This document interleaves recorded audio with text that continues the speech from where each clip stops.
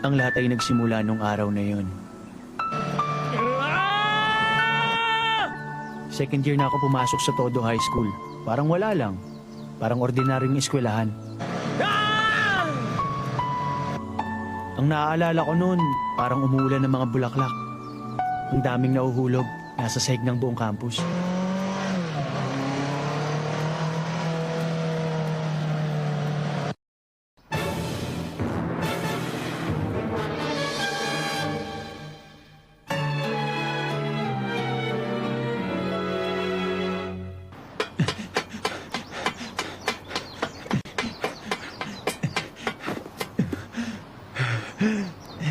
Takayanagi! Ah!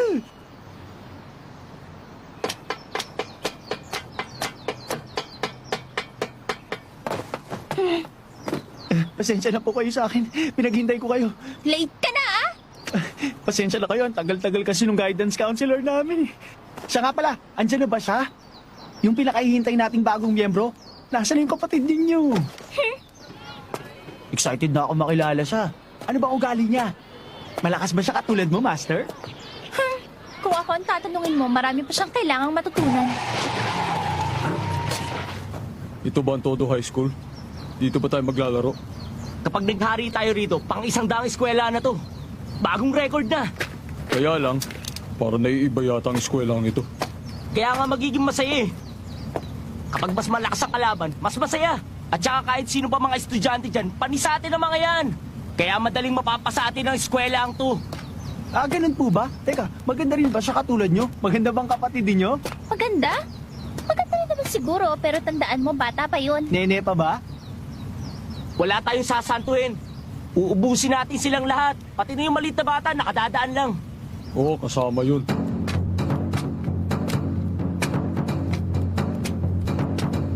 Basta, huwag ka nalang umasa na may ipapakitang magaling yung kapatid ko. Kahapon na tumutulo pa ang laway niya sa bibig nung natutulog siya. Ganun ba?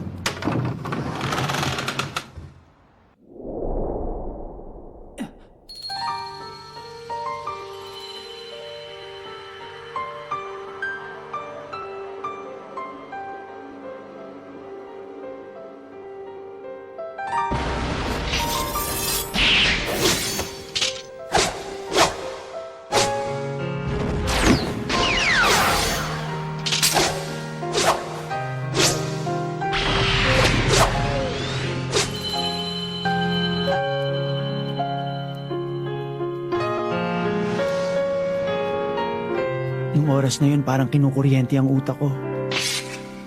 At parang tinutusok ng mga aspili ang buong katawan ko. Nakaramdam ako ng ginaw. Parang pinipiga ang puso ko at bigla na lang itong sumabog. Ang galing niya. Sa oras na yun, biglang tumigil ang puso ko. Nang makita ko ng mga mata niya, hindi ako makagalaw. Nakita mo ba si Mon? Dating gawi, alam mo na ang unahin. Si Bon Reyes, di na naman po. Oo. Simulan natin ang third year. Simula sa klase A. Tapos sunod-sunod na yun. O ate, ikaw pala. Papakilala ko siya sa'yo. Siya si Masataka Takayanagi. Second year. Nakakataas siya sa'yo. Ako si Aya Natsume. Kinagagala ko makilala kayo. Oy, magsalita ka naman dyan, Takayanagi. Ako rin. Nagagalak ako. O sige, total first pa lang naman ngayon. Bukas na lang natin uumpisa ng practice natin. Bilang isang welcoming party natin, magpunta tayo sa karaoke bar mamaya. Sige, masaya yan. Teka ate, alis lang ako. Magsha-shower lang ako. Ako din. Aray! Master! Ang sakit doon, pabigla-bigla kayo.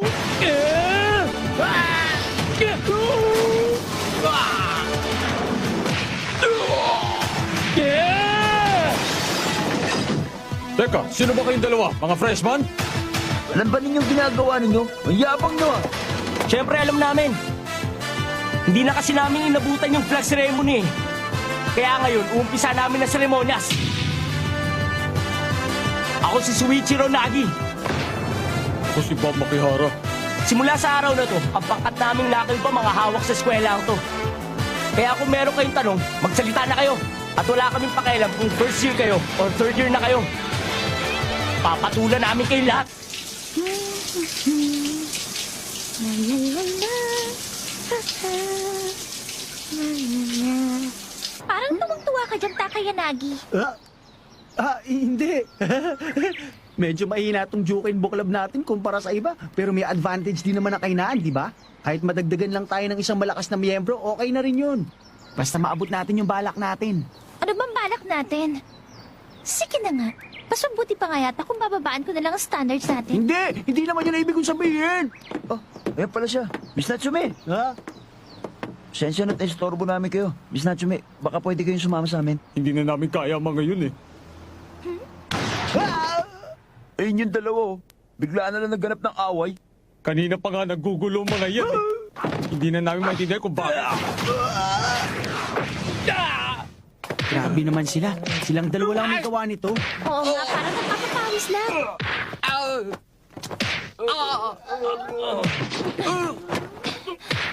Mga bata, ang balita ko malakas na malakas kayong dalawa. Pero oras na para itigil nyo na yan. Kapag hindi nyo tinigil ang ginagawa nyo, mapipilitan akong labanan kayo. Sinasabi ko na, ha? Malakas akong babae. Bob, may maliit na bata dito na parang matanda kung magsalita at hinahamon tayo. Paano to? Papatula ko ba to, ha? Mamalay ko. Anong maliit na bata? 17 na ako, no? O sige. Kung naiilang kayong labanan ako dahil mukha akong bata, ipapakita ko sa inyo ang totoong anyo ko.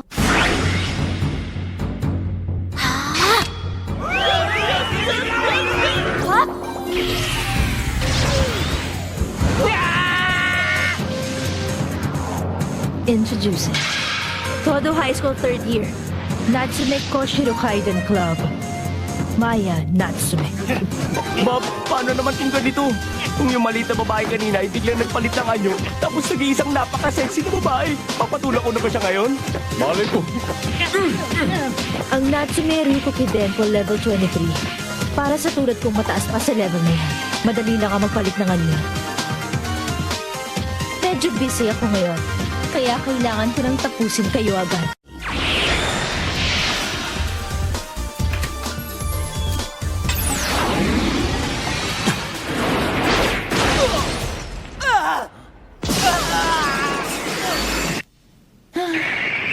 Naloko na. Napalakas yata. Lagot. Huwag niyo siyang alalahanin. Kahit bumagsak siya galing sa mataas na lugar, hindi siya masasaktan ng ganun-ganun lang. Hindi naman yun eh. Hindi naman siya ang inaalala ko. Kasi, dun yata siya bumagsak sa...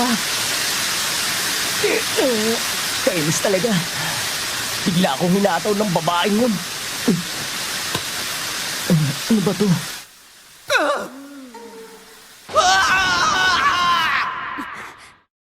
Di ba sinabi ni Ayo na maliligo siya? Master! Takayanagi! Ikaw na ang bahala sa isang yan! Ikaw ang lalaban sa akin.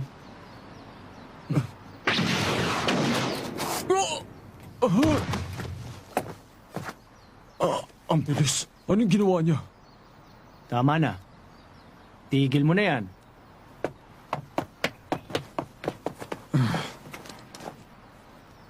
Yung babaeng master at yung si Masataka Takayanagi. Kung kami ang maghahari dito, mukhang mapapalaban muna kami. Naku, lagot na. Nahuli na nga ako.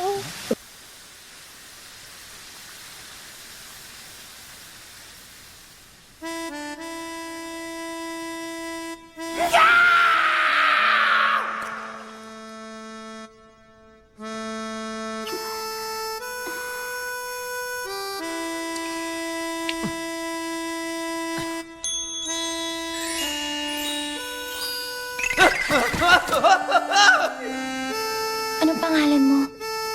Ako si Aya Natsume. Estudyante ako dito. Kilala mo na ako. Kaya pakasalan mo na ako.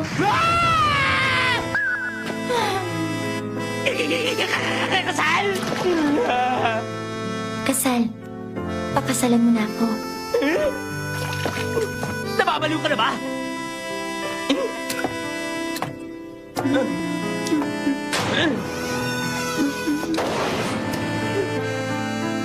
Diyan! Ka na!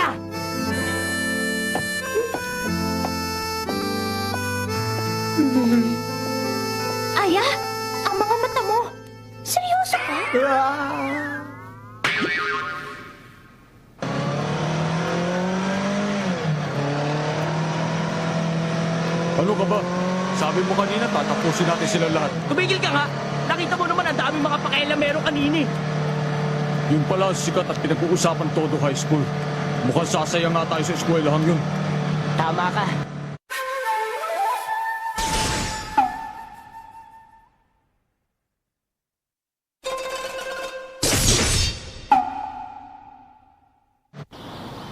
Hajime Tanaka, Present! Narutsumika, Present! Shuichiro Nagi. Present! Pabuti na lang at hindi kami magkaparehong section ng makulit na babaeng yun. Napakakulit naman kasi ng babaeng yun eh.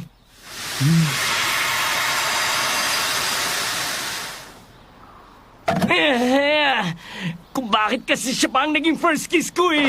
Kainis! Magandang umaga sa'yo. Ngayon ko nang nalaman na Sweet Shiranagi pala ang pangalan mo. Ang ganda ng pangalan mo. Ano ba yung ginagawa mo? Bakit nasa bintana ka, ha? Actually, nandito ako dahil pinaghanda kita ng panangalian, Sweet Shiranagi. Ayan, siguradong mag-enjoy ka dyan. Ah! Ayoko! Bakit, Sweet Shiro?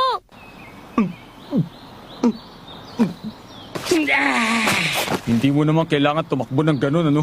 Yung sa bagay, dati ka na talagang hindi marunong makitungo sa mga babae.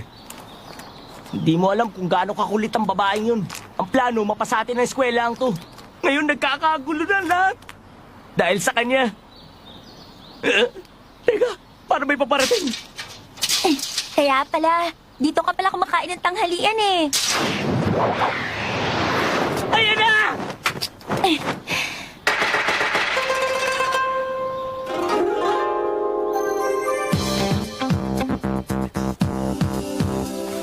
Ayan, kain na. Kung gusto rin makikain ng kaibigan mo, pwede rin.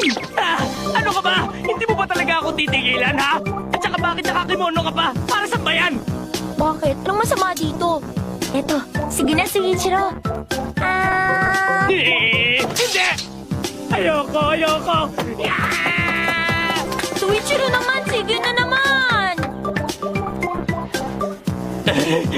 Sa lahat pa naman ang lugar na pagtataguan, bakit ito pa napili ko? Ang kulit talaga niya. Kaya naman pala wala kang kagana-ganang kumain. Masama palang pakiramdam mo. Naku po! Sige na, titignan ko kung may sakit ka.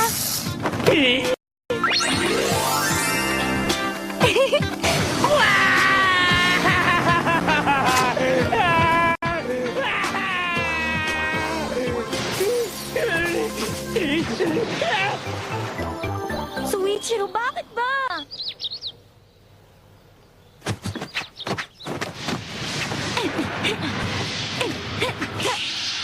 Nag-isip ka na ibang bagay habang nagtatraining. Parang hindi ikaw yan, ate ah!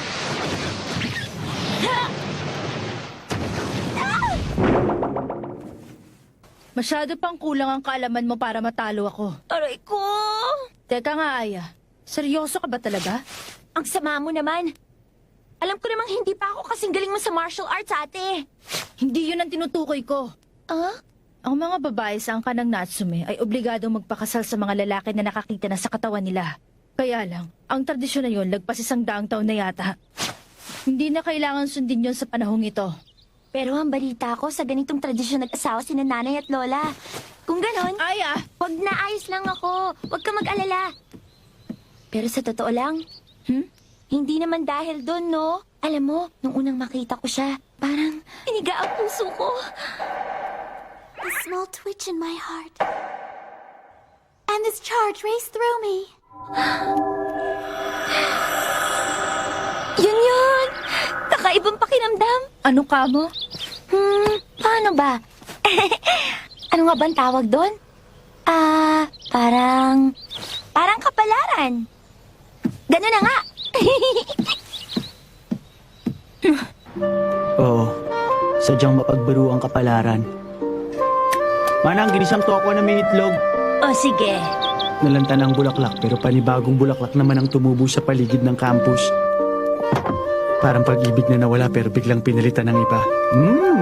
Pero para sa akin, napaka-boring ng buhay na yun. Parang parehas ng mga pangyayari na paulit-ulit na lang. Parating na naman ang kamalasan.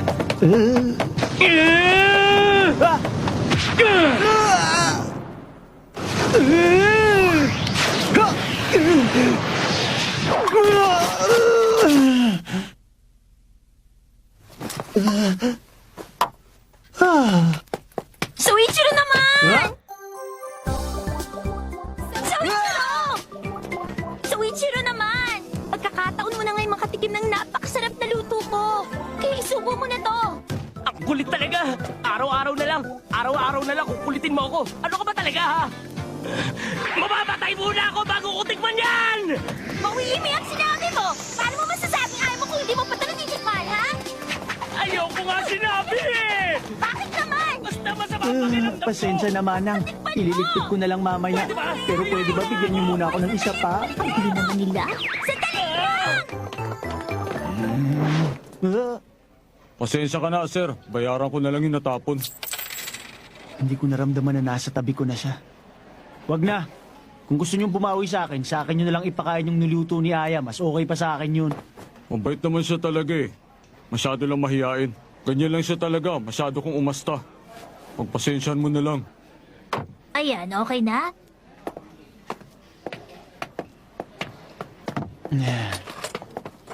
Kung meron ka pang sasabihin, pakibilisan na lang.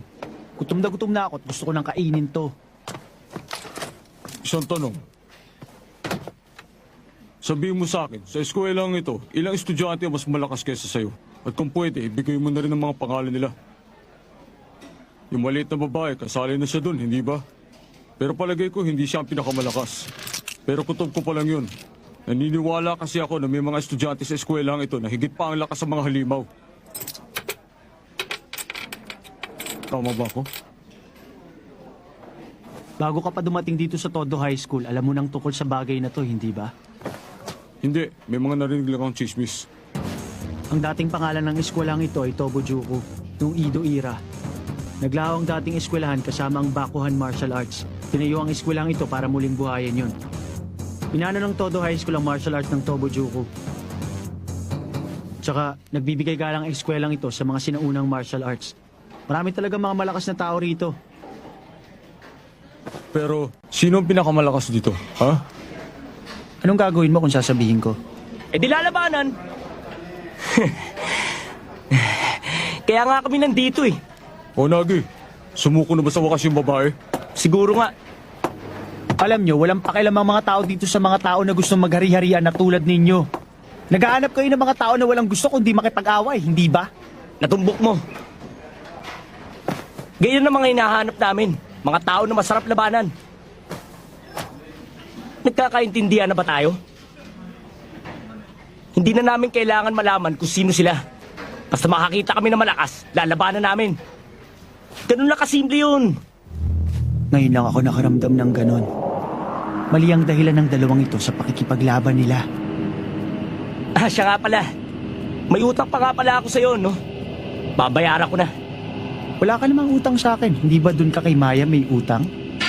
Huwag ka na magtago sa likod ng babaeng yun. Duwag.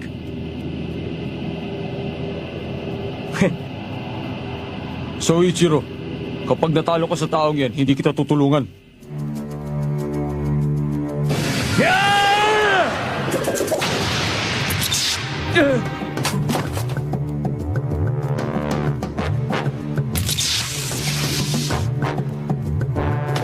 Paano nangyari yun?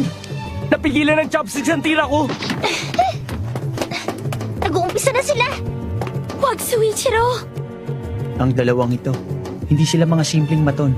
Nagkamali yata ako ng pagkakakilala sa kanila. Haka! Sotoso!